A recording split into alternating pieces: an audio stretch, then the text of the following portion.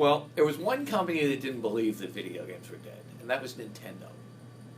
And 1985, 84 had been the crash. 1985, in Japan, Nintendo was having enormous success with something called the Super Famicom, Famicom.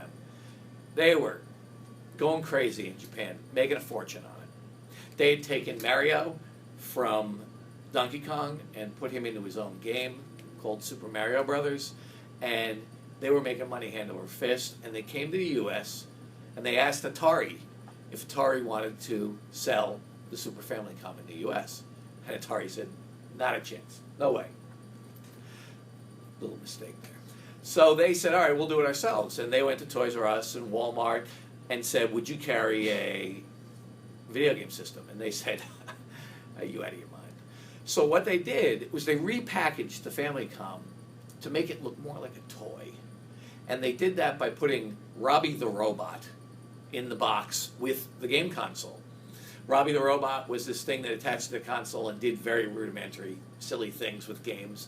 And it also came with a light gun that looked like a gun that you shoot at stuff on the screen.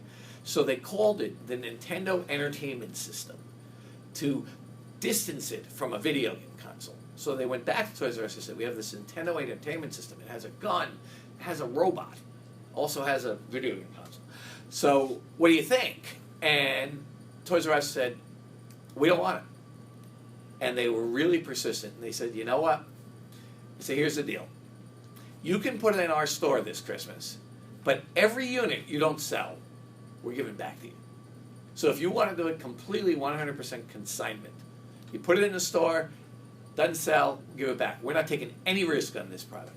So Nintendo opened an office in Fort Lee, New Jersey, because Toys R Us is based in Bergen County, New Jersey. And they want to be right near them.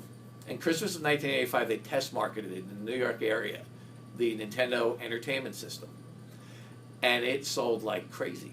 Because nobody had told the U.S. consumer that video games were dead. The industry had decided that video games were dead. The U.S. consumer said, why aren't there any good video games coming out? They didn't understand. NES came out, people started buying it like crazy. So video games were back, and it took a lot of the industry a long time to figure that out.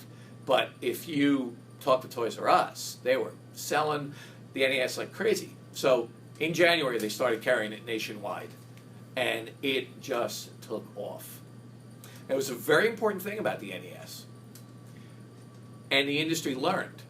What had happened with the Atari was it was an open system, meaning that if you were able to write games on the Atari, the way I had reverse engineered it, and after I did it, a lot of people did it, and people even published manuals, so now anybody could do it. Well, there was no barrier of entry. There was no gate. You wanted to make Atari games, you made Atari games. And that flooded the market with bad product. So what Nintendo did was Nintendo said, hey, you want to make games for our system? We've got to approve you, and you have to go through us. You can't just go out in the market and put games out for the Nintendo system. And the way they enforced it was they patented a chip that came in two pieces. One piece was in the cartridge, the second chip was in the console. And when you plug that cartridge in, the two chips shook hands. They said, hey, how are you? Okay, you're good, let's go.